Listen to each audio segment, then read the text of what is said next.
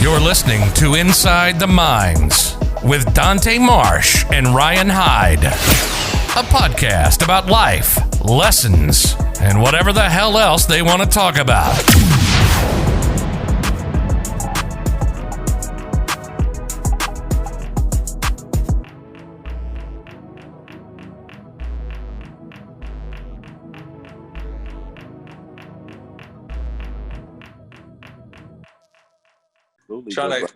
Trying to catch you in the Hall of Fame, my dog. Hey, man, I'm trying, man. I'm knocking on the door. Listen. You're looking pretty fresh, Dante. Man, I shaved yesterday. I like that beard. You got that beard going right, bro. It finally came together, my good brother. What's going on? Hey, man. I know, man. I miss you, dog, bro. It's crazy, bro. It's crazy.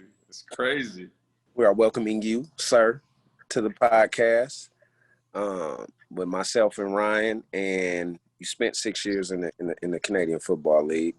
A few of those years were with me as a teammate in BC, and then the other couple years were up in Montreal. You're from the East Coast of Canada. And just a dope brother. So, party people, welcome Mr. Adekolu. Thank you. All right. So, yeah, man. So let's briefly get into it. Like, so your upbringing. You're from Brampton, Ontario. Yes.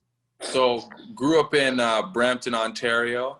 A little bit about my upbringing that I actually do in a lot of my speeches that I kind of started with the Lions is my parents made some bad choices that landed them in jail and landed me and my 5 brothers and sisters in foster care.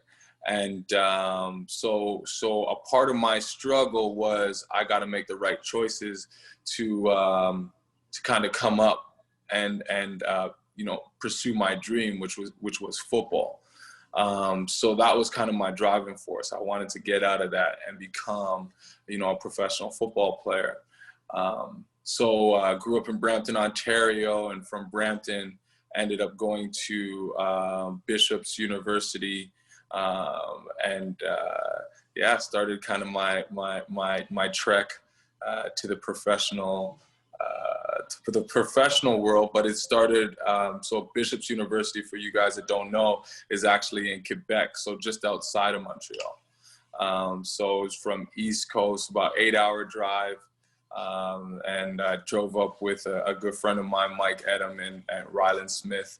Mike Edom plays safety for the Saskatchewan Roughriders right now. And that was kind of my upbringing. Just, it was always football. I knew that's what I wanted to do and did what I needed to do to get there. Dope. I guess the big question for me, being a semi-resident for 11 years up in Canada, Mm-hmm. and I know football is not a big deal in terms of the grassroots part of it, in terms of like Pop Warner, the way it is here.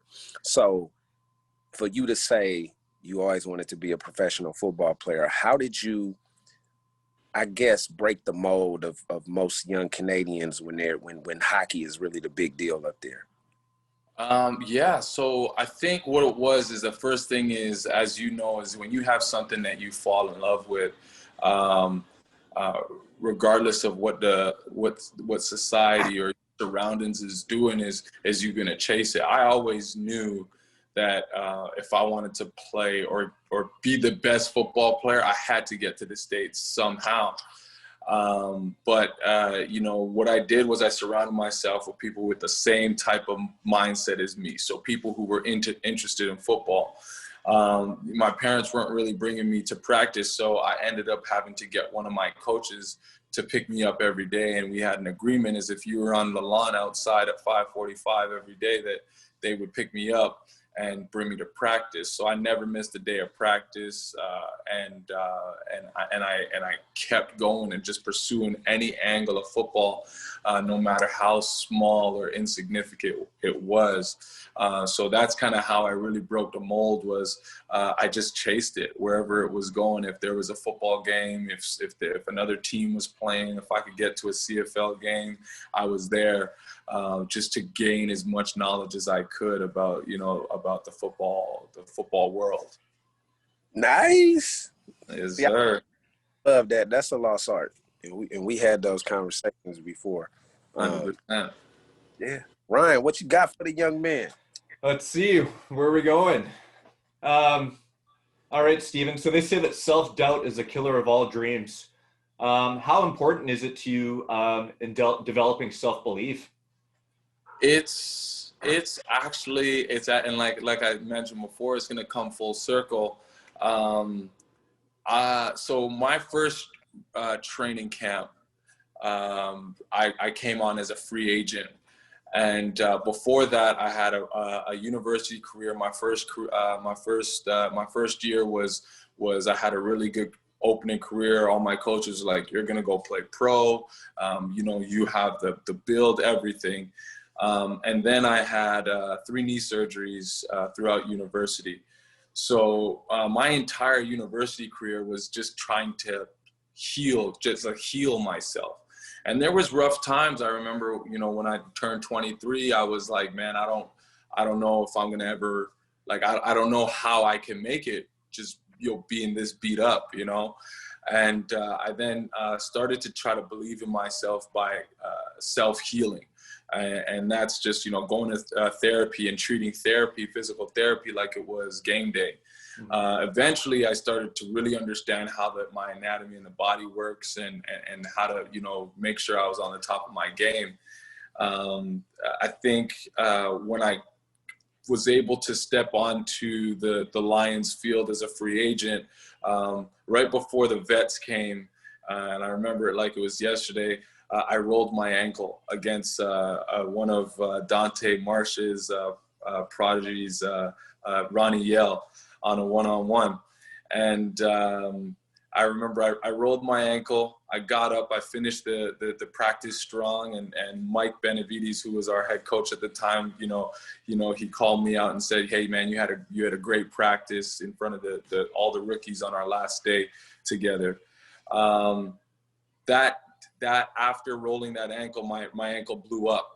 And now the most intimidating guys on the field are showing up. You got your Dante Marshes, you got your Courtney Taylors, Manny Arsenaults, Ryan Phillips. You got Hall of Famers everywhere.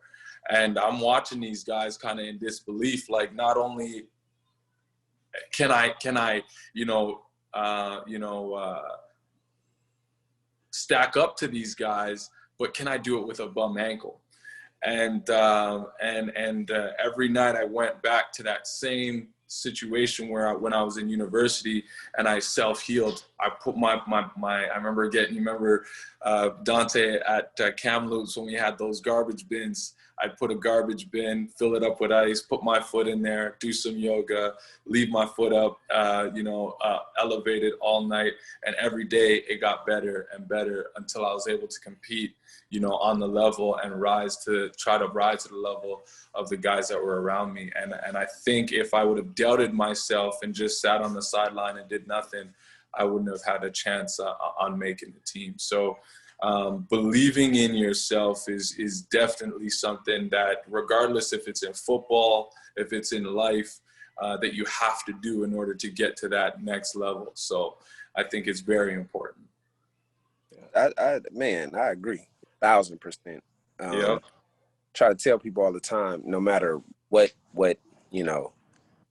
at what stage in your life, whether it's in a professional athlete or elite level collegiate athlete here in the States, it's huge here. Or you working in corporate America or Canada, or you're working in a steel mill, or you're the garbage man. Whatever it is, you take that same approach to being intent in doing things with purpose. Absolutely. So Oh, you put your best foot forward and you believe in yourself and you just strive, and then along the way the success gonna come in some way, shape, fashion, or form. So no, I remember you being very, very enthusiastic and Yes. you was just cool. Like the young guy wanted, ask Yeah. questions, and those are the type of guys that I like being around. I mean, shoot, when you got there, I was like 34, 35. I was a dinosaur, right? But that kept me on my toes and kept me young in the sense of having, good young teammates, coming in and making the old guys want to stay on top. 100%. That's Oh, my guy. It's crazy because man, I remember, and I was just mentioning to Ryan here, it was crazy because when I got to the CFL, I wouldn't watch football in general.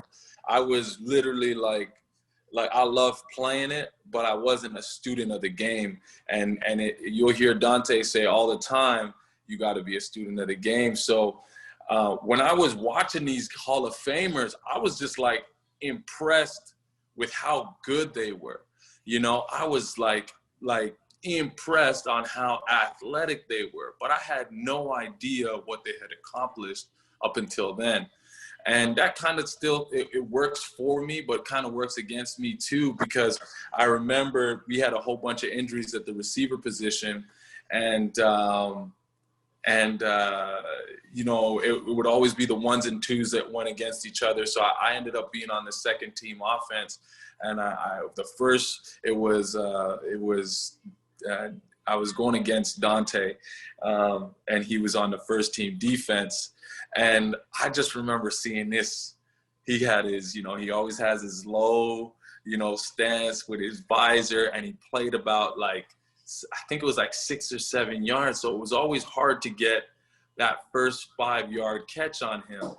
So, and in the pros, you have to get to your depth. So I cut my route short, and I caught like a 4-yard pass. Dante smacks me out of bounds, right? And he was pissed.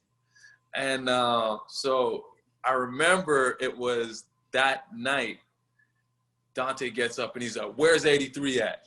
Right? Just his competitive nature. And that was like the rookie singing time.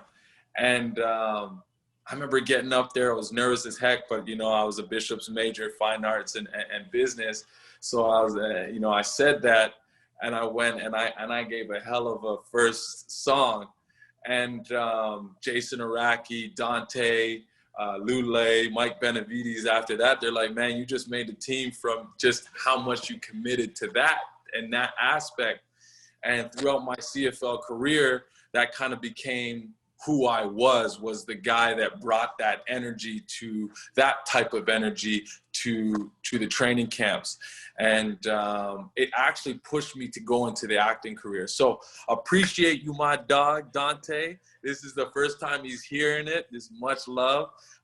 When I'm winning my Oscar or when I'm on that, feature film, I'm going to be calling out my dog for pushing me in that right direction just by him being competitive. So it shows you the ripple effect that he probably never would have thought how it could affect a brother today in what I'm doing today. So, and that's how, I feed myself, feed my family.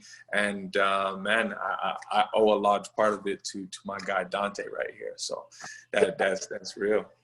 Oh, it's well deserved, because once again, like I was on the back end, but I was still playing at a super high level. Absolutely. So I was just, and I was like, damn, 83 gonna be okay, because you didn't got size, you have the ability. You were just, I could tell you're trying. It's overwhelming. You're trying to put it all together. Yeah. So the 4-yard, I'm always, because it's an expectation level, right? So for you to be as well, how can I put it? Like, you articulated yourself very well. That or with me early on too, like, he's mature beyond his years, and he was not. And you always had that. Yes. So, like, dancing like day before the game, and you get in there and do your thing. it was just like you weren't just a regular young guy. Like you could tell it's going to be some great things about this young man moving forward, just in life, period, because you had that energy, you had that aura, it was a way you carried yourself at that particular point in time. And that, to me, that's like rare, you know? Amen. Appreciate that. There, man, you know, you just got to pull it out sometime. Yes, sir. So get back, let's just say, to those training camps and Kamloops for a second here. I heard those things are pretty rough. I mean, I've traveled to Kamloops in the summertime a lot when I was as a child with my parents, and it gets hot there. And I heard you guys are running like 2-a-days and stuff there. I mean, what were those camps like in Kamloops? That, to me, at that point in my life, was the hardest thing I ever had to do. But what I could give myself credit for is I never wanted to quit. I remember, you remember Whitman Tamuziak? He came off of a special teams drill, and it was crazy hot. Guys are dropping like flies. You know, we're both, you know, having a pretty good camp. And, you know, we ended up rooming together. He just came off of special teams, and he's like, hey, Kulu, can you get me on this special teams run? Like, I just went 4 times back to back. But you have to remember, you know, when you go into training camp, no matter how good of friends you are, you're still trying to make a team, right? So, you know, I can't get his win for him. So I ended up going in for him, trying to be a friend to him, because we did develop a short friendship, but it ended up kind of hindering myself, because for the next offensive rep, Joe Powpow was looking for me, and he's like, where are you? I literally, after that special teams rep, I sat down, took a swig of water, and he saw me in that moment sitting down, having a conversation, drinking water, when I should have been beside him, you know, getting into that workout or the next offensive series. And for me, I remember he said, "Man, Adekolu," because he was calling me, he's like, "Check that, sit your ass on the bench." And I'm having a good camp at this point, and this is probably the first real negative experience I got. And I remember, you know, because of the emotion you put into this game, you know, my eyes filling up with tears. Like, I'm like, damn, like, I just got you. And because I got you, this is what's going on. And, you know, you know, your emotion as a man, you're like, man, I don't want someone to talk to me like that. So I walk up to him and I explained the situation. He walked away because he was mad. You know, the vets are telling me, come on, keep going. You got to keep going. I walked up to him again. I said, hey, look, like Junior Seydou, he needs a break. I know that position, put me in. I go in, and I remember catching like, I think it was a post route for either, I think it was like we were in red zone for a touchdown, right? So he was like he gave me the respect for that, came to me the next day, and he was like, like I gotta, you know, scale back, but I need you to be on point 100%. And at that point, I realized that us waking up at 6:30 or 6 in the morning to eat breakfast at 6:30, get on the field and get ready and start getting ready at 7:30 to be on the field at 8, and then, you know, go to 12, and then you know get off lunch, rest, ice, boom. You're doing, you know, a 12-hour day, and you're doing it for 3 weeks against the best competition from all across, not only across Canada, but across the States as well. And it's the hardest thing, man. It's a dog-eat-dog world. The alpha will survive. You know, you're watching alphas when you're playing. You know, all of these guys that go through these training camps are all alphas. And then you have your alphas of alphas who could do it for 11 years. You have, you know, guys that are Hall of Famers that are doing it, and success doesn't see color. Success doesn't see your struggle. Success doesn't see how much you put into it. Success only cares if you're ready. So if you're not ready, it will eat you up, chew you out, and spit you up mentally, emotionally, and physically. And I think that's what a lot of people don't get, is when you see that finished product on the field, that comes from hours and hours and hours of hardships, right? So I think even what I'm saying now only gives you a tip of the iceberg on how hard and difficult getting through a professional training camp is, not only for 1 year, but for years and years on end. So, yeah. Man. Yeah. It's dope. Like, me and Ryan had a conversation, and long conversation when we first started doing these Zoom podcasts, and that's what I have to explain to a lot of people, and that's why it's about to segue into my next question. So, in regards to the professional athlete, I know we have the whole shut up and dribble, stay out of politics, keep your mind focused on sports, be a robot, be a sheep, entertain me, shut up type deal. Mm-hmm. But there are a lot of us who are so much more than an athlete, right? Absolutely. So it's so dope how we can create this platform, and initially, obviously it's motivated, or we're choosing to utilize, current and former athletes, but the full gamut is open to talk about, because it's relevant information. So my next question, to kind of digress from talking about your football career, as a Black man in Canada, especially in our current times, what is the feel up there, and what are your views on, your views on how things are being done here in the U.S. in terms of police brutality, in terms of systemic racism, in terms of the whole Black Lives Matter movement? What are your thoughts on those topics? It's actually great, because I've been requested to do segments on just this, and I've refused to answer to some people who had asked me that question, because I feel like it's all a matter of interpretation, and the reason why I say that is because Dante knows me personally. He knows my ins, my heart. Ryan and I have just became and started getting a friendship, so he starts to understand where my words come from. And I think a lot what's going on in the States and in Canada now, where we're getting kind of, not the backlash, but we're starting to look at ourselves and what we do wrong as well, is that a lot of people are saying things and have been saying things, and they're saying it to people who might not necessarily know who they are. If I was to tell you right now that, yes, I do believe in systemic racism, and I do believe that there needs to be a change, Dante will understand that I'm saying it from a place of love and concern for my community to get better, and not from a place of hate and destructiveness for a community that might be thriving right now. And one of my best friends is the coach that would pick me up. He is a white man. My best friend, Sunshine, Patrick O'Donovan, has long hair, blue eyes, and we call each other brother. You know what I mean? So I would never say something to hurt him, and I would hope he would never say something to hurt me. And if I'm hurting and I'm explaining that there's something that's hurting me, I would hope that you wouldn't divert that conversation to something that has a complete irrelevance of what's going on.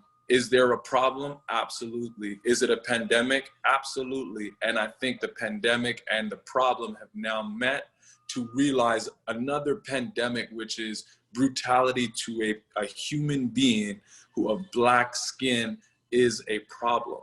You know what I mean? The way, if you can see that there's a problem in anything, you should be able to see that there's a problem and it needs to be handled. That if you could say that there's no problem, then I think personally we will have to agree to disagree. And I'll give you a little segue of why I believe a lot of what's happening is happening. When I was with the Lions, I started doing motivational speaking. And when I did the motivational speaking, I ended up going to Winnipeg. And when I went to Winnipeg, we did a segment on be more than a bystander, which was violence against women. And I remember what happened was I was completely ignorant to some of the hardships that a woman would go through on a regular basis. And the reason why I was ignorant to it was I was a 6'4", 215-pound black man with an intimidating stature. So if I was walking down a dark alley, no one is going to mess with me, or they would probably try and avoid me.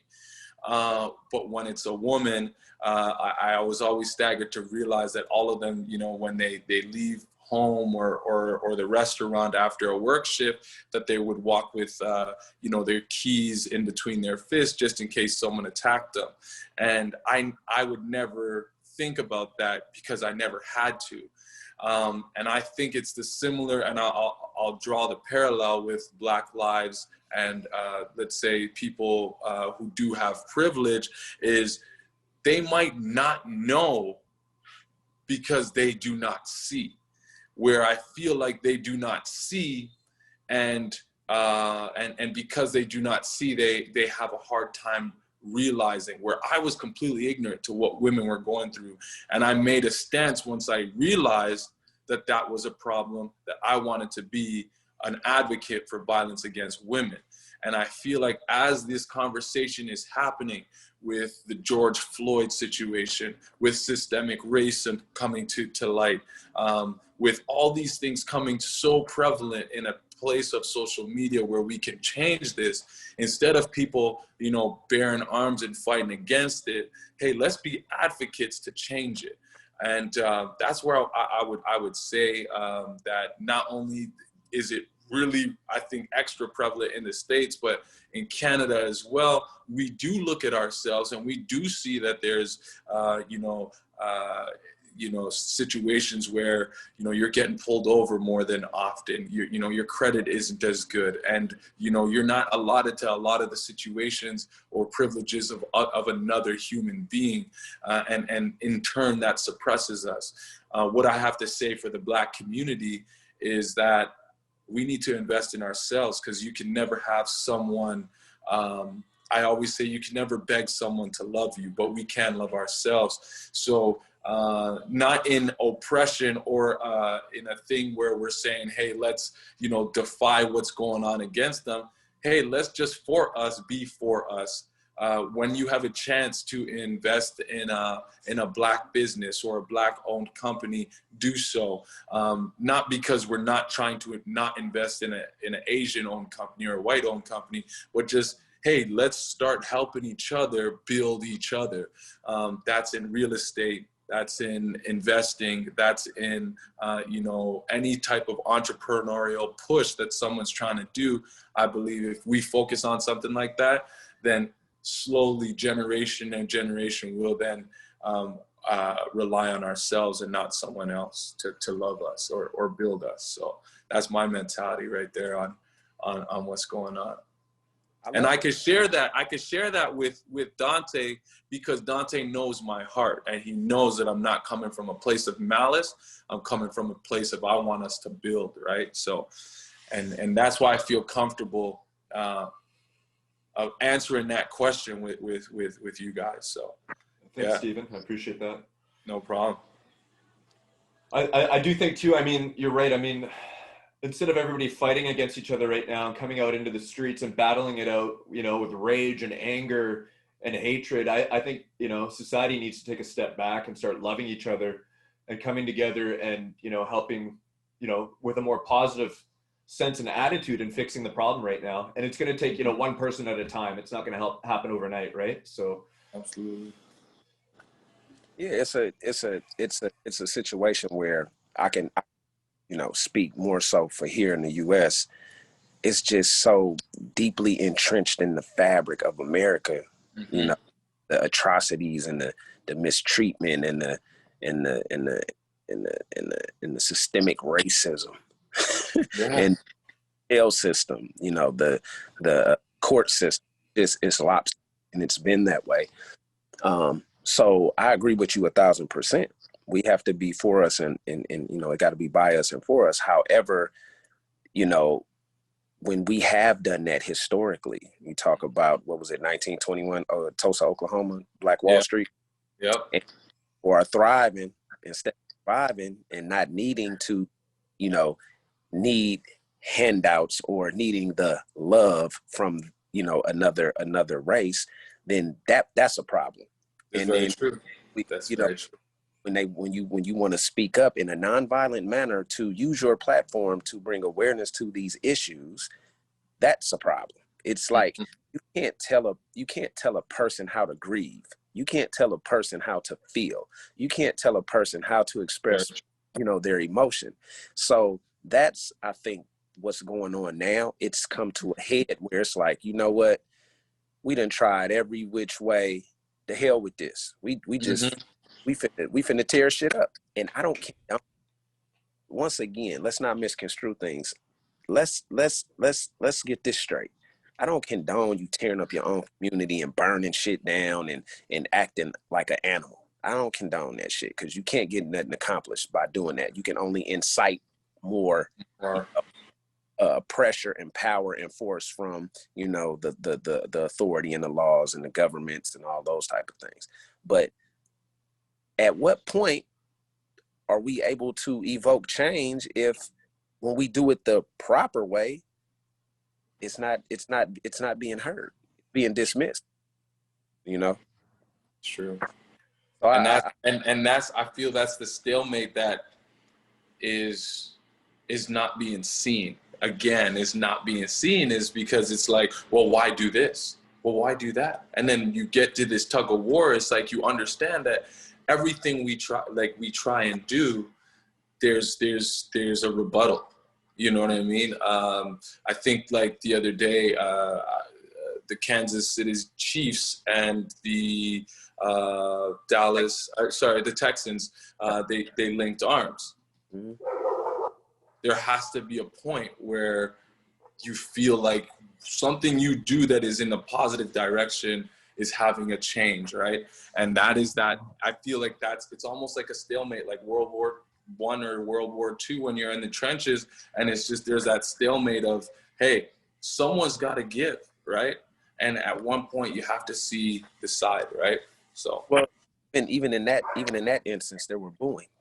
Apparently, Dante, I have heard though with that booing thing that somebody was saying, somebody was pro-Trump and yelling Trump things right when that had happened, and the fans had heard it and were booing the pro-Trump, and it just got misconstrued into that they were booing the players. So, but Ryan, and that very well may have happened. However, it, going back to this, it's like, it's so convenient when you get where I'm going with it. Yeah. When they, I'm gonna say they, because I'm not gonna be specific, because I can't generalize a multitude of people, but those that do ignorant shit like that, why it's always so convenient to make an excuse for those behaviors. Oh no, that really wasn't booing at the players linking arms. It was some one idiot and they were booing him. It's for that always. You know what I'm saying? Yeah. I would like to believe that, but then again, no.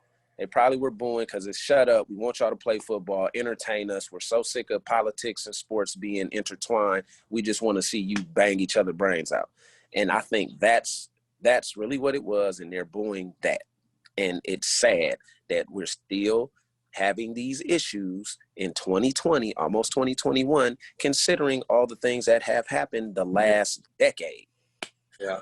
And I have to say, it is empowering too, because I think that for people who, it was infuriating and empowering, because I do see a little bit, or feel at least a little bit of a change in understanding. And if that, it's a step to what we're trying to achieve, right? And I don't know how it is in the States, but I do feel that there's been steps that needed to be taken that are starting to be looked at. Recently, Justin Trudeau just put out a $221 million fund for Black entrepreneurs in Canada, which still needs to be figured out. But I think that is a step in the right direction. They're considering bringing, I think, body cameras to Canadian forces as well in Ontario, which is a step to making sure that, the policing is being done right here in Canada.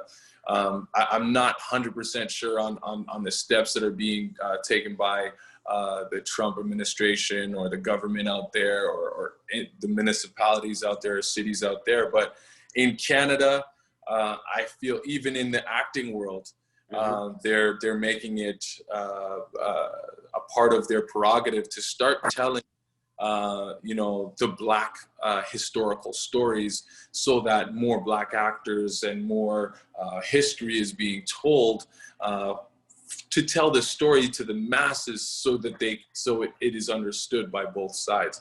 So I feel like there are steps being taken, but as you do mention, I feel like there is that side that says there is no problem, and you have to recognize there's either good or bad in a lot of situations. And is this a good thing or is it a bad thing? And we can all agree that it's bad, that a human life is being taken without, just in general.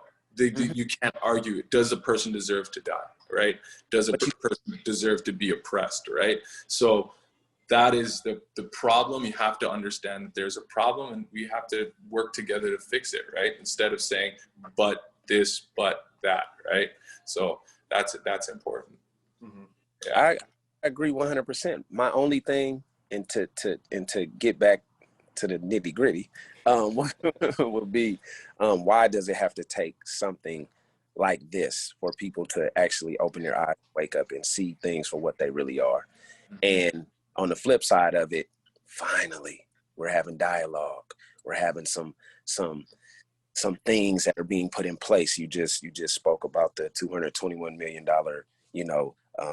bond or promise to do X for color Black, African American, Haitian, who migrated to Jamaican, Black men in Canada, Black people rather, for entrepreneurship, right? So now the lines of communication is open. Yes. So good thing. We'll start are talking about it more, and it's becoming more prevalent in terms of conversations, even with some of my white friends, which I love to pieces. It's just dope. The dialogue's been created. Absolutely. So it's positive and a negative, and that's cool. But let me ask you this, get back on this. Let's talk about this acting, dog. Because like I said earlier in the podcast, we told you early on, dog, when you done playing football, you need to be acting, because you got the shit. You got it. Like for real. And for you guys out there that don't know, this was a young teammate of mine for a couple years up in BC, and from day one, we knew it. From that rookie show, we knew it. Like, dude, he got an aura. He's very well spoken for your age. The maturity for you, like I said, struck a chord with me. I was impressed, and we said all the time, "Yo, dude, you gonna be big," and it's coming. So that's dope. So can you get us up, catch us up to speed with that whole transition, and just the ins and outs, and how the ebb and flow of that transition and that occupation versus the professional athlete occupation? Absolutely. So it was kind of wild. So when I first started trying to embark on acting, I had no idea, which is really cool. Is I remember asking when I was playing in university, what's the easiest course I could take? What's a bird course I could take that, I'm going to get my credit so I could play football? Because that's all I cared about.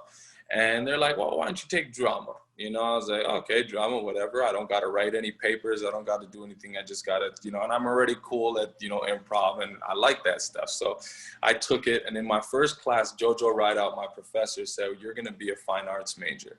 And I said, no, I'm not. I'm taking business. Lo and behold, I graduated double major in business and fine arts.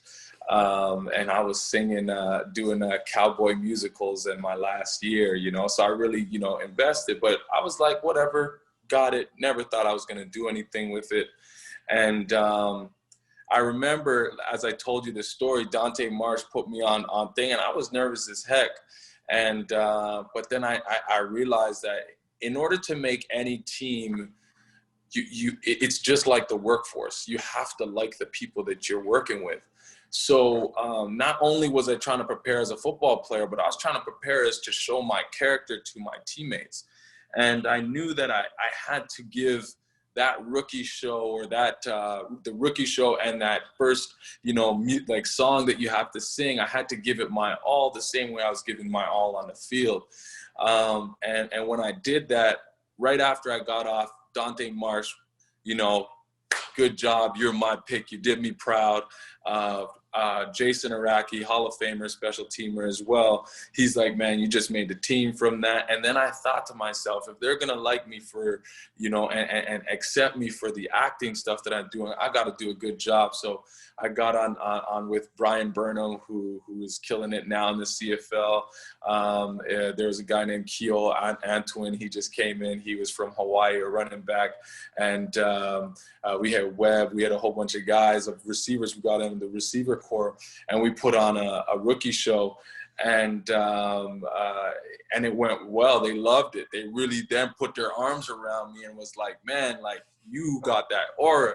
And from that day, they were like, you need to be an actor. You need to be an actor. You need to be an actor. So again, I talk about your network of people. So these are all guys that I look up to, who is giving me, that vote of confidence that, man, you need to really pursue this. This is something you need to do. Yes, you're an athlete, but remember, you have to have that second wind, if anything. And they pushed me towards being an actor. So the first year I was like, I don't know. Second year I was like, okay, maybe.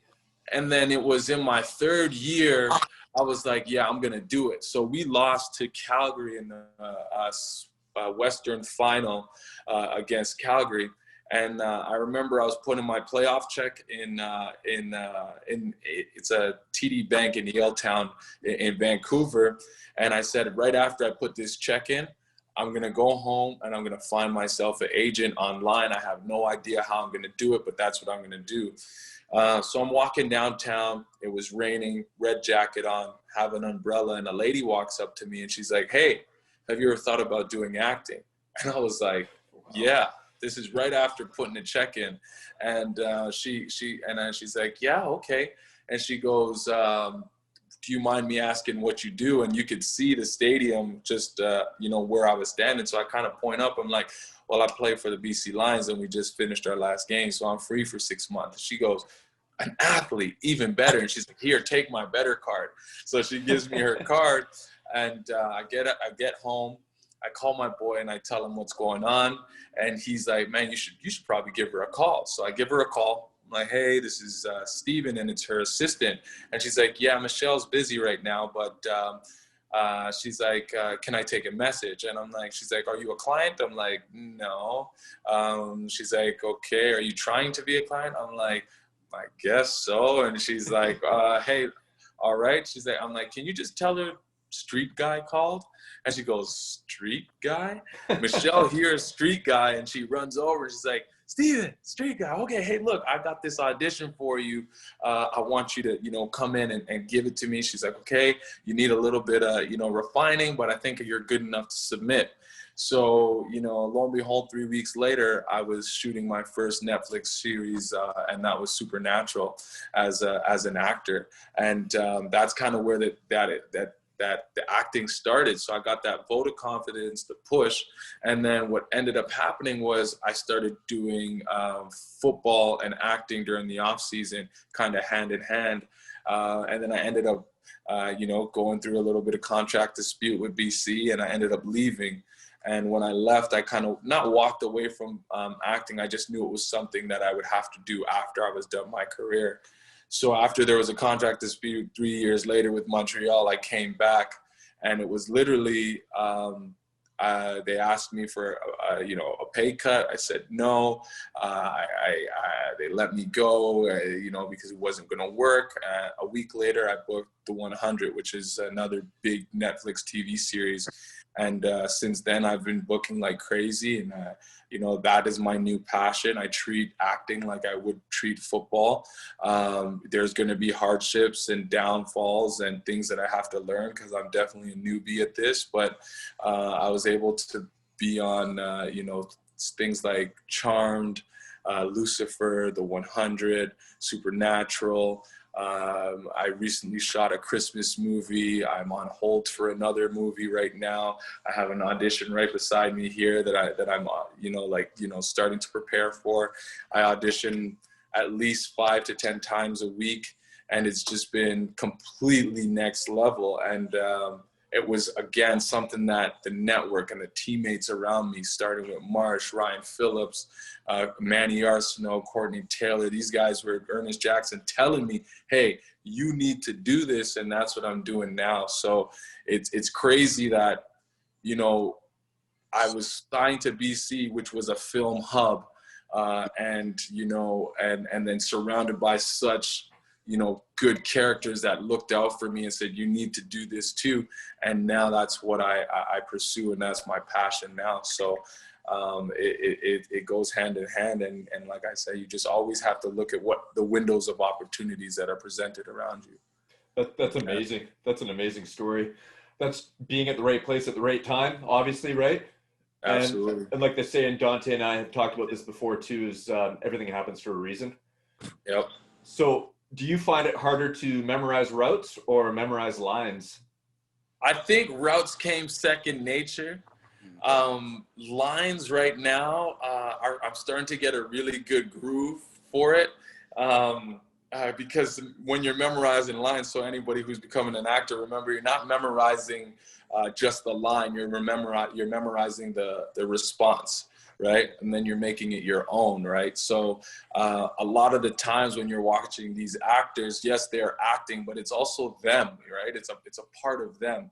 It's them in that character, right? If I was to be Dante Marsh, let's say starring in the Dante Marsh movie, I would have to spend a significant amount of time with Marsh to kind of then say, okay, yes, but I will never be Marsh. There's no way, you know what I mean? So then it would have a hint and a little bit of my soul in it, right? So it kind of like gets you down to that, brings you down to earth to memorizing it. But a route, man, I think it's something that was just, it was ingrained in me from when I was so young. So, they tell you this and you know it. Acting is really new to me. So I would definitely say routes is the easier thing to memorize right now. Yeah. You're on the spot right now. Okay, so let's do this. 5, 4, 3, 2, 1. Get in the acting thing right now? Right now, on the spot. All right. We have watched and listened from the mountains as your technological advancements have been watched over by a mere child. And now you want to hand the nation over to a child who couldn't even keep his own father alive. We will not have it. I said, we will not have it all. Glory to Hanuman. Wow. Yeah, buddy. That was awesome. Yeah, buddy. Wow. I didn't expect that, so. I wasn't expecting that either. But see, we used to do that, and that's why I threw him on the spot, because he was so, like I said, it struck a chord with me. So it was like he wasn't afraid. He was just like, whatever. Day before the game, we all do a circle, right? And we'd be like, man, Adekolu, get in the middle, man. He get in there and start doing this thing. It was like we look forward to that. He didn't have a shy bone in his body, and that's why I said. Now, don't get me wrong. I also think this dude could have probably got an opportunity to play in the NFL. You had the ability, and I told you that. Yes, sir. So let's not get it twisted. It was never, don't worry about football. You need to go act. Yeah. Dude is a specimen. You know what I mean? Appreciate but I could see this shit, man. Like early on, like, dude, you so natural at that too. Just like, you know, I was telling Ryan, I was joking when he first got up to BC. I had like dreads, like I had long, mouth full of gold teeth. You know, I'm doing interviews with like Scott Rentnall. That's my dog, right? But initially, they put a mic in my face and started talking to me, and then about a minute into the conversation, I could kind of see them looking at me like they weren't expecting me to be articulate. Very true. The way I am, and a lot of people don't expect that. You know, the tattoos. You know, I've been told you kind of intimidating and all this. I'm so cool. I'm just me. But that's why I say you had that it that you can't quantify it. You can't really put your finger on it, but it's just like, dude just got that it, man. Like he could just do it. That's why when I was like, hey man, go. And you do it. Whoa. Whoa. Speaking of Dante being intimidating, I remember, so I reached out to Dante to do a show, and you know, we set our time, whatever, and got things rolling. So the first time I saw Dante in Zoom, I was like, oh my goodness, what the hell am I doing? I was just so intimidating in his presence. And then we started talking, and I realized that Dante is actually a pretty cool guy, and he's, you know, a really smart man. He's got a lot to say, and things went from there.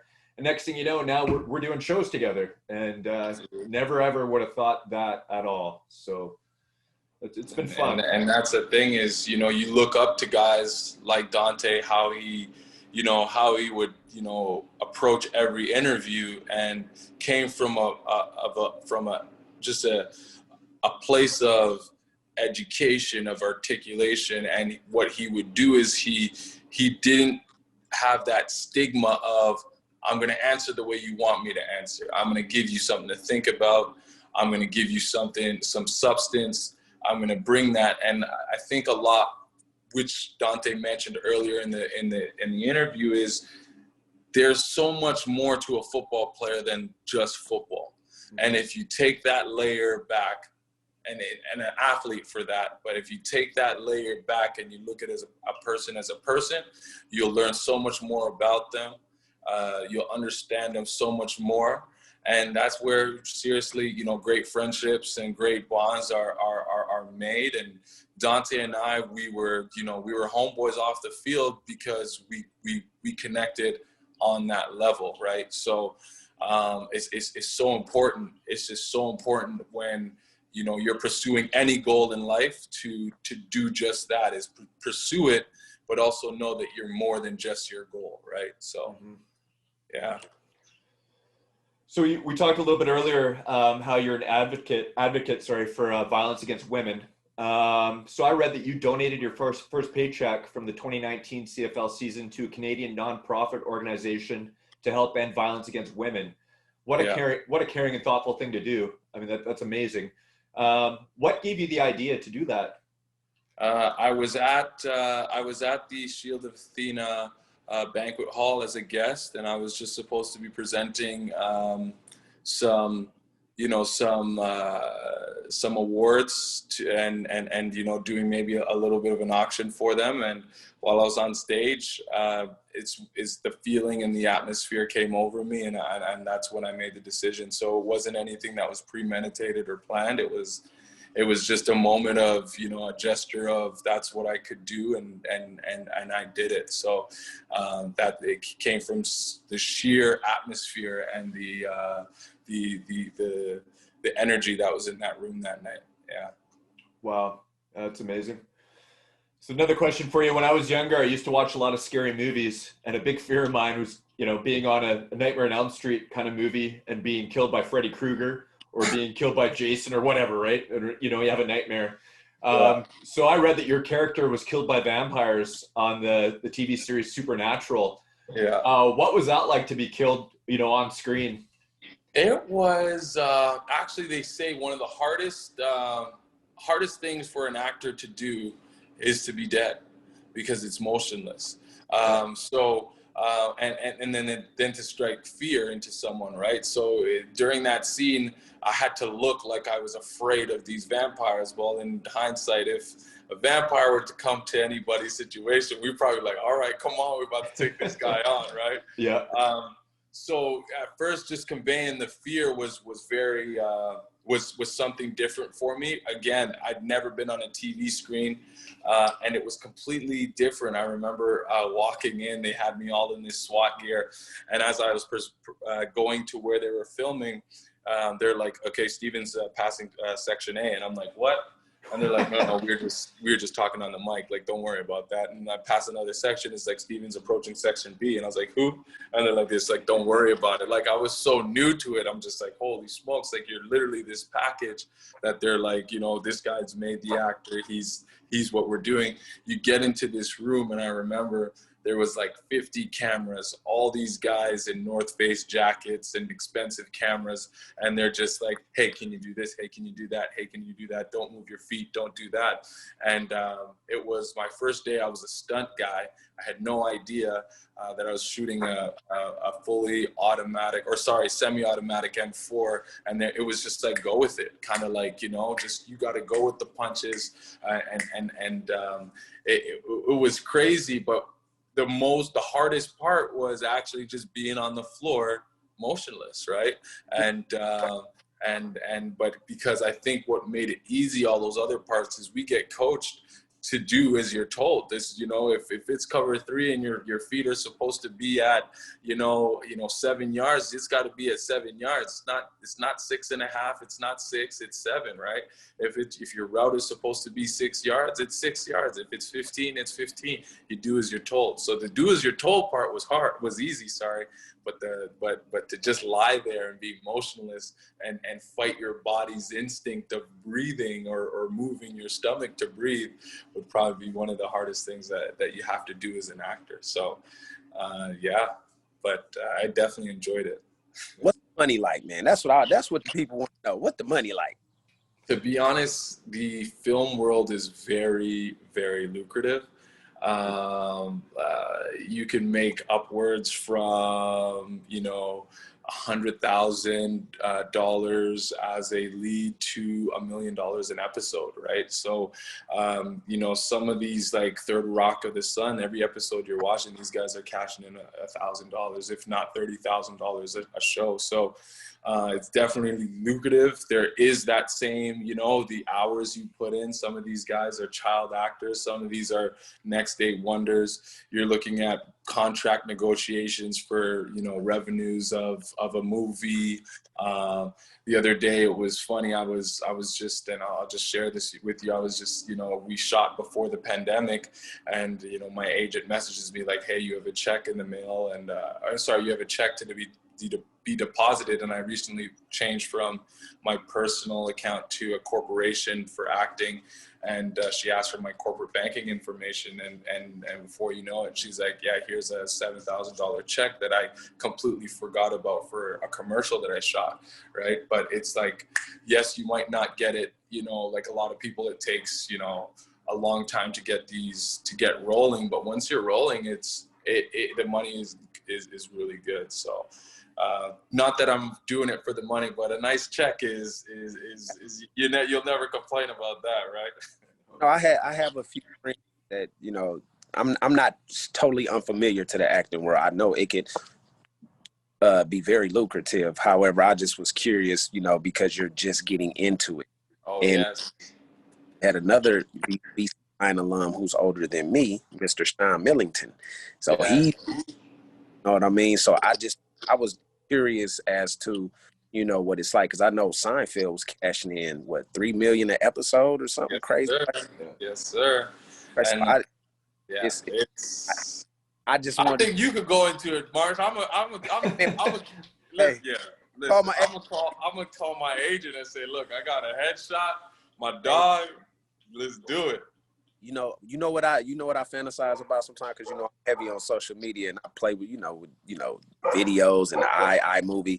I smoke cigars, so I'm very interested in being in a cop movie as a dirty cop. You play a good role. I can see that. Yeah. I can see it with the beard and all. I can see it. Listen. Yeah. So no, all jokes aside, man. Yeah, man. Let me know, man. I'm 100%, for real. definitely with that. I think I could pull it. 100%. I'm gonna give you all the ins and outs to everything you need, bro. And we gonna get rolling, bro. We gonna get rolling. Let's get it. Yes, sir. I guess, Stephen, if you could have any acting role, like anything you wanted, what would be a role that you would really want? You know, what's your dream role as an actor? You know, I get this question a lot, and I honestly would have to say, especially with the passing of with Chadwick Boseman, is I would want something to do in that Black Panther Marvel stream that has an effect and has a message to convey, not only to actors on, you know, being a professional, but can affect the world in change and unity. So anything that could bring awareness in that sense, I would say I would definitely want to pursue, and I think I'm going to look toward that. I've already sent Sarah Finco, who is the casting director for Black Panther 2, my information, and heard some information, some stuff back. So you know, just preparing myself for any type of audition in that field would be amazing and would be a dream come true. And it has been a goal that I set for myself. So yeah, I think you'll. Yeah. Like, no bullshit. Yeah. You, dog. Like, I don't know if you familiar with Yaya. Yes. You know, he went to my high school. Really? Fireman's High School, West Oakland. Wow. And it was dope to see the what was it? Was it the Get Down? And I'm watching. He played the hell out of that role. Mm-hmm. And that's why, man, I'm telling you, man. Hey, I said it, man. Right. So just. Hey, keep pushing, dog, because you there. You right there. I swear. Sir. Appreciate you, brother. Oh yeah. We just want to bring some and once again, this is we're in the beginning stages of doing our podcast. We gotta, you know, Ryan put together a dope little commercial. Dude, you gotta hear the story how I did that. So I'm at work on night shift, bored out of my tree. Sorry for anybody that listens to that work, you know, whatever. It is what it is. So I'm looking on YouTube for some clips and stuff and trying to find a few things on what I can use for an intro. And, well, I can't give you all the details, but anyways, I came up with it. So nice. It was dope. And I'm humbled that you even presented me with that opportunity. Like I said before, I've had people, especially during this pandemic time, I got more into doing IG lives and people requesting to do interviews, and I'm doing podcasts. And, you know, Marsh, man, you ever thought about doing a podcast? Man, I think you'll be dope. Like, so I'm, you know, foraying into that and kind of just, you know, getting into to doing it. Like, it's fun for me. A lot of this stuff, and that's why I was jokingly saying it, but I think I could excel to some extent in acting because it's natural. Like and you have fun doing it the same way we have fun playing football, and that's why you're a Hall of Famer today, right? So that's why you can do it. And that's a huge ad thing. I always say, if you have fun doing something, do it, because any money you make from it, any benefit you get from it is a plus, right? So yeah. No, 100%. I'm definitely gonna call you after this, and I'm gonna put you in touch with my agent and my headshot specialist, and we gonna do it, bro. Start submitting you, bro. That's awesome. I could be a vampire too. You did. Dante, you'll be on training day 2 playing that dirty cop.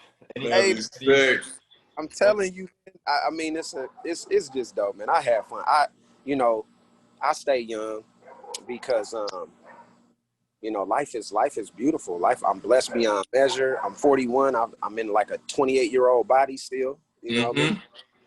Still physically fit. I feel like as though I'm still mentally sharp, and guys like yourself keep me young, and I love it. I've been football going on 6 years now. Contemplating, taking it to another level because I've been coaching junior college. I'm just, I train on the side. I do so many things. T-shirts, and I'm like, man, I gotta capitalize on everything. 100%, bro. I was actually excited to do this meeting with you, is because and we'll talk a little bit more about it. But a friend of mine and I started a sports agency out here, and we know you have a lot of connections with guys, and we have the capital to put behind a lot of guys for external training, external stuff. So if you know that there's a guy that needs a shot, and but we want to kind of have you as a liaison to the company, right? This is it here, Vantage Sports, that we started. I'll tell you a little bit more about that, but it has the financial backing to make what a lot of kids don't have happen. So, yeah, I want to definitely talk to you about that. And man, why not work with a friend, a brother, and you know what I mean, and make these dreams come true from someone who knows what it takes, especially for the people out there and for the guys out here, right? So, yeah, we'll talk more about that as well. So we got some things to talk about, my dog. Absolutely. Yeah, I just give Ryan a shout out, man, because it's, reaching out, and like I said, I'm just me. Ain't no reason to be in. I tell you, but just it's dope to have someone think of you in such a or view you in such a positive light, or some of this stature. And me, I'm just me.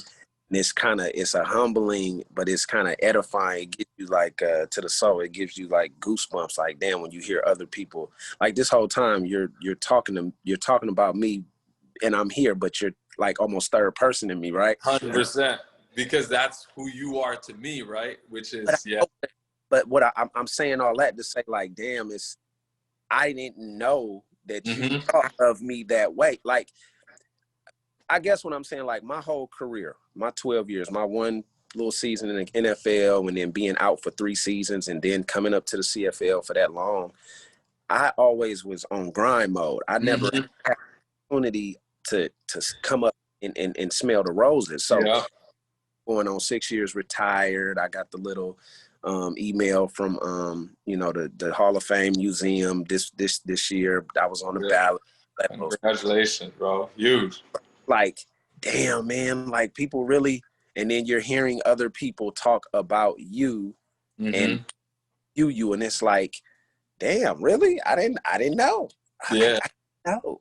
No, but and that's how tunnel vision you are, right? Whereas, like, I think I told Ryan right from the start, is like, it's full circle, because Dante probably doesn't know that I view him that way, because he really put me on that chair for the first time, right? It was him who called me out and was like, and I didn't have that mentality switch.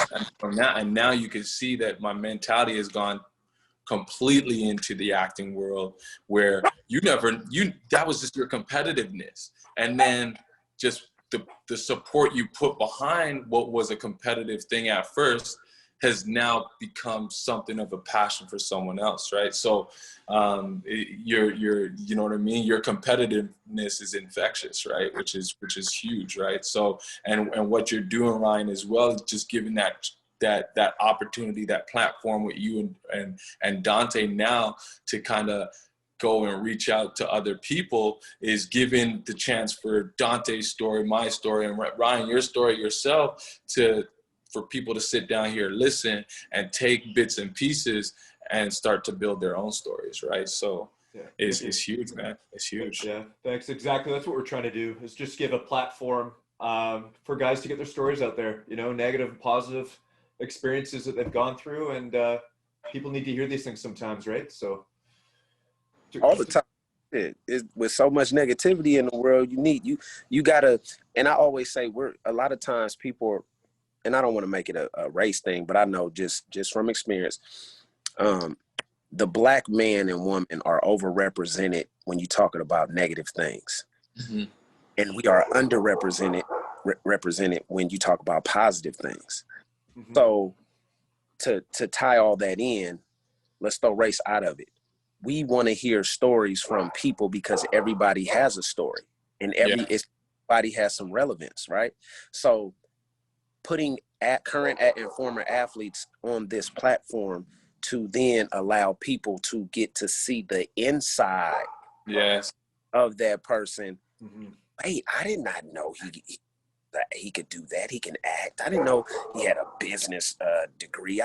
They don't know that. They see a helmet and they see, you know, us out there in basically, you know, legalized violence. Yeah. And they tie us into some athletes who got charged with domestic violence. They put us in the mindset, oh, he was involved in a murder or whatever. I'm just saying, it's real shit, right? Absolutely. So it's good for us to have this platform to allow people to see the real you and I, because more than just a football player, more than just an actor, more than a person that works a blue collar 9 to 5 every day. There's so much substance and layers to each individual because everybody on this planet is unique and have innate abilities in their own little way. Yeah.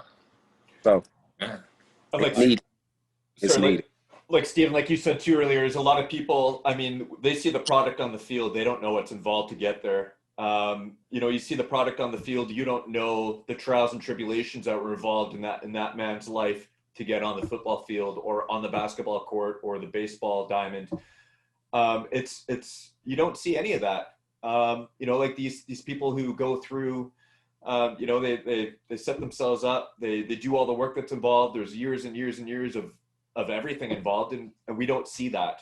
And I think a lot of that is missing. And some people need to see that you can't go from A to B with nothing. You can't go from A to B with like no thought process. There's things involved. There's work involved. And a lot of kids these days, you know, aren't putting in the work, right? So 100. Well, Nick Lewis was on a couple of weeks ago, and he said something that hit the nail on the head. It was like, we have to create these platforms to give our former athletes an opportunity to maximize and monetize themselves. That's the key, because as you know, like I know my transition from being a professional football player for 12 years, and then the transition from a professional athlete to being back to a regular person. I kind of had like a disbelief in how the world ran outside of that, because I was living in fantasy for over a decade. Like, I'm making 6 figures for 5.5 months of work. When I go back home, man, I don't have to do nothing but get my kids to school, go to the gym, come back home, play video games. I was living a fantasy. And then when I transitioned and those checks stopped, after about a year, it was kind of like, okay, so damn, how do people really pay bills? You know, and I'm from California. So it's like, how do people really, like regular people, live? Like, you know what I'm saying? No, 100%. See, and the crazy thing was, I think what helped me kind of prepare myself for that was I got injured in university. And then I had that mentality like, oh, shoot, I'm not going to be able to make money without pros. So that's why I started really getting into to the school side of things. And I had 3 knee injuries in university. And I remember, like, I started talking to my professors. I started a sports daycare. I co-owned a protein company with my professor, you know, just getting myself ready for that thing, for just in case I wouldn't have, you know. So when they had asked me, like, or were like, oh, you know, financially we're not going to be able to keep you, I was like, peace, I'm going to go acting. And then, like, I had that moment, I still had that moment. It's like, oh, like, are you a professional football player still? And it's like, because that when you walk in a room, it's like, what do you do? Oh, I play football. And they're like, oh, okay, what do you do? Oh, I'm a professional football player. There's a little bit of a confidence and chip on your shoulder, like, yeah, I'm part of that 1%, right? And I lost it for a little bit, not just that, because I wasn't on the team, and I kind of had that feeling that I didn't want to go back and play. So I was like, am I still a pro athlete? Like, am I still does that, now that I'm not on a contract, is like what defines me? Right. And very shortly I went into acting, and and fortunately for me, acting is another one of those positions. It's like, oh, what are you? Are you an actor? Okay. Like, what kind of actor are you? Are you just someone that calls yourself an actor, or you have some substance behind you? So, you know, I was on Netflix a few times, and I was on, like, you know, some TV shows, some commercials, some movies. So I kind of felt okay about myself. But even regardless, it's like, when you say you're a professional athlete, there's that stigma. You're in shape, you're in this, you're in that. You kind of walk on water. You're always given the best, you know, accommodations. You know what I mean? So you're definitely right. Is that transition mentally for a weak-minded, like, alpha, because that does happen, can really have an effect on players to reevaluate the way the real world works, right? And that's a big reason why Vantage Sports, the agency my partner and I started, is to build an athlete before, after, and during their career, right? And we want to surround ourselves with former athletes like Dante Marsh, we can then groom an athlete in general in that process to make sure when you do transition, because it's inevitable that pro sports will break up with you. When you do transition into that thing, it's a smooth transition into your career path after your professional career of being an athlete. Yeah. And my transition was a little similar because I really had got into training. Yes. And as you know, I would work out on game day. Like, that was played so long. So for me, like, my last 4 or 5 years, I never thought I was going to get into coaching, right? Then Coach Allen, who was with BC for a year or so, he's a linebackers coach for the 49ers now, Ring of Honor guy as a player with the Green Bay Packers, et cetera, et cetera. He told me, like, Dante, say, man, you ever thought about coaching when you're done, man? Like, I'm like, coach, she tripping. I ain't coach, man, damn football coach. Like, no, because you might not have realized it, but you know, for your last 3 or 4 years, you've been coaching. And I said, Yep. huh? He was like, look at all those young DBs. They're not going to the coaches. They asking you. And I'm like, oh. So he kind of put the bug in my ear. And I've always been an alpha male. I've always been a leader. I never was a follower. I led and I did my own thing. So but I did not know that was going to be my purpose in life. You know, here it is, little badass Dante from North Oakland is now, you know, possesses a bachelor's degree, a master's degree, professional football player, a father, you know, all these different things. And once again, it goes back to, while I was doing these things, I had my head down on the grind, so I didn't get a chance to really sit back and, okay. So now, you know, people request me to do speaking engagements, and, you know, it's just, it's dope, dog. But my transition could have been a lot more bumpy. Yes. I not knew who Dante was. And where I was, people don't know this, but when I only played the preseason in my rookie year in the NFL, and I got hurt. I tore my shoulder up, so I was on injury reserve. I didn't play football the whole regular season of 2001, all of 202, and all of 203. I didn't come to see until 04. So I missed 3 years, 3 full football seasons before I came to the NFL. People don't know that.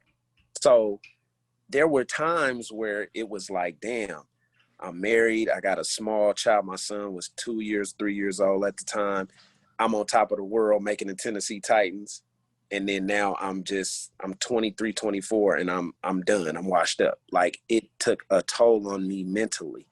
So that, I think that helped me prepare, like you said yourself, when you had your knee injuries in college, that gave me the mental fortitude to understand, like, yo, at some point this shit gonna stop. So what am I to do? I'm Dante Marsh, who has a lot of talents, and I happen to play football. Football's been a major thing in my life since 8 years old. However, I'm Dante Marsh, who just happens to play football. I'm not Dante Marsh, the football player. So that part, it's like, yo, I could be on TSN with Ches and Milt talking shit. I do that. So it's dope for us to have these platforms. Once again, I'm gonna go back to that, because now It's given us an opportunity to branch out and do other things, but it was sparked by the football playing and the relationships built and the people you come across and the opportunities. And you said it just a minute ago, you are kind of in a different upper echelon because you're treated differently. You're afforded things. People view you differently. They want to do, it's crazy how when you are famous, popular, or you are in a higher tax bracket, people want to do more shit for you for free. Mm-hmm. Yeah. Hey, you want this? You want this? No, come on, man. Like, you know. I ran off on a tangent, but yeah, that right real, man. That's like the whole thing and the whole basis for what me and Ryan talked about, giving this a platform, and we're gonna get in. It's let's get it squared away here. It's a sports podcast. However, we are not handcuffed to anything. We're gonna talk mental health. We're gonna talk political issues. We're gonna talk social awareness. We're gonna talk gender. We're gonna talk everything. Mm-hmm. And we have to, as a society, and I could speak more so for the U.S., I think now in 2020, a lot of the things that were taboo or were like things that we didn't really want to deal with previously, or we had a firm stance on it, against it, we allow the shit now. So it's like it's chaos, and I think that's one of the issues that are hindering the world, is that we have gotten away from core values, and now it's like anything goes. You know what I'm saying? So people have lost their way, and I want to be able to talk about these things without being ridiculed. Yes, you know, exactly. And being villain. Like, hey man, everybody has an opportunity to voice their opinion. We don't promote hate, but we gonna talk real shit. Yeah. What's right and what's wrong is wrong, and that's kind of where I wanna. Me and Ryan keep doing these, and it'll keep getting better and better, because eventually we gonna get there. Yeah, but right. That's the goal. That's where this shit is gonna be. Like, this is not your cookie cutter sports podcast. We want people to feel comfortable when you come on. We would never put you in a position to feel uncomfortable by asking certain questions that are kind of like a no-no. And by me being a former player, I know, certain locker rooms never, But, we getting it started, man, and we want it to blossom. So it's huge, man. It's huge, man. I know it's going to go. By your work ethic alone, by, what you're telling me about Ryan and the hardships he's faced too, is going to work, because we understand what it takes to get to that 1% of a job, and you're going to do that, put that same energy into this. So I'm excited to see where everything goes, man. I think it's going to be huge. Absolutely. Huge. Yeah, I'm excited too. And it's good too. I mean, I can bounce my questions off Dante and then present them to Stephen. Before Dante came along, I would always email my questions to, the player, to let them know what they're getting into, make sure everybody's comfortable. The only player who didn't want anything question-wise was Nick Lewis, actually. He's like, oh, let's just keep it, off the wall, and let's just make it work, which is good, So nice. Yeah, it's been fun. I've learned a lot personally. Like I said, it's not something I ever thought about doing. It was just something that kind of crossed my path, and I went with it, and here we are, right? So another thing, Stephen, too, is we talked about getting a whole bunch of X-Lions together on the 3rd and 1 podcast and sitting down and chopping it up. So a lot of guys are it'd be nice to get down that road too. So 100%. Just let me know. I'm always, if it's you guys doing it, I'm always up for it, man. Like I said, I know he don't feel like it, but I owe a lot to my guy, so I'll cross the world for him. So I might hit you up too, bro. I'll probably come out there in LA when it clears up, because shoot, that's where a lot of the filming is going on anyway. Yeah, I just came. I'm about a 5-hour drive. California, big as the country, Canada. No, bro. Yeah, you got a whole bunch of people, bro. Yeah, it's good having you, brother, and I'm looking forward to many more conversations, and looking forward to success in this acting world, man. Because I personally believe, and I'm not just saying this. You got it, bro. So I'm going to say, what is it, September 12th today? Yeah, sure. I said it here. Hey, Marsh said it here first. Stephen Adekolu. Uh-huh. And me. Amen. All Let's right. to do some singing. Oh, I know. That's the one part I'm afraid of, but you gotta attack the things you're afraid of head on. Exactly. Right? Yeah, bro. Know that I can see you doing plays and doing vocal things. So your scope is wide, bro. Like you do Absolutely. so. 100. You done any of the modeling stuff? Yeah, so I've done for what's that? Holt. I did for Holt. I've done it for a couple of. Actually, I have a shoot for a sports agency soon. Sorry, not a sports agency. It's a sports branding company. And like I've been approached a couple of times, just like on some modeling stuff too. I'm represented by League Models. Like modeling is a little bit like because you don't get it. Like you really would get something maybe once a year or something, but when you hit it, it's like you're hitting big. That's Nike, Burberry, those big name companies. They want me to lose some weight. Like they need me to lose I think 10 pounds, and I'm already like small as heck because I ain't playing no teams no more. So, you know what I'm saying? But we'll see. It's out there, just trying to get pretty. You know what I mean? Maybe that older pretty look. Mm-hmm. Sorry, correction. Grammy, Oscar. I got to make that correction. Say it again. When's the next Grammy, Oscar? Said Grammy. I meant to say Oscar. I made it. No, 100%. Oh, that's what I want to go for, man. Like, got it, bro. I'm going for 100%. Like, I ain't just doing the acting thing to, pay the bills, man. I'm going to make a statement. So, like I said, on here first, man, that's my goal, and I'm gonna do everything I can through injury, through hardship, through any difficulties to achieve that. So, definitely.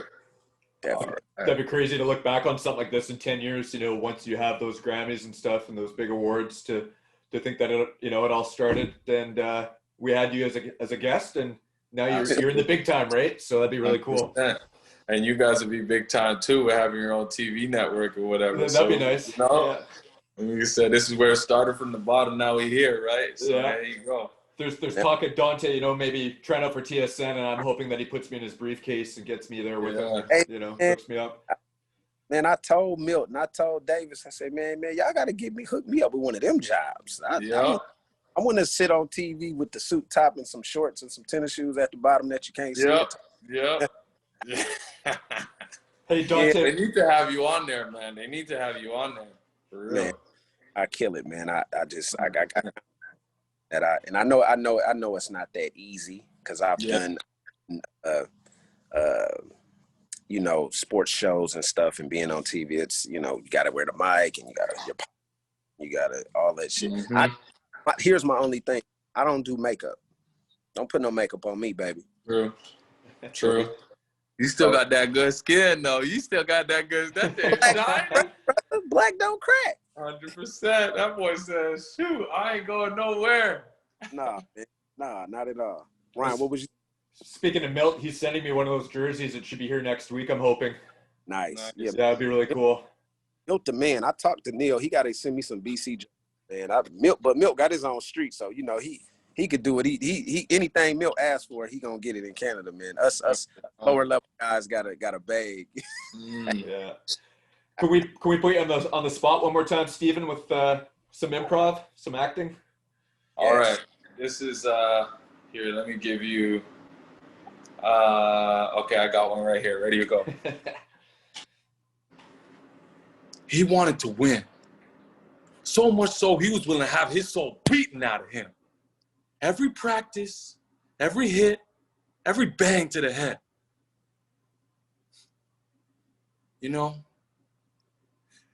used to walk the childhood kids to the bus stop just to make sure they were safe. 10 years later, he pulled a ref's spine out of his neck. This game made him a monster. Yeah, bro. That's awesome. Yeah, bro. Thanks, Stephen. Yeah, man. It's awesome. All right, brother. Thanks for having me, guys, man. You guys are amazing. Keep doing what you're doing. Look forward to seeing it all, man. I am Dante Marsh, along with my sidekick, Ryan Hyde, and be sure to tune in each week with Inside the Minds. Thanks, everybody, for joining us today. Have a good one. We'll see you next time. Peace out.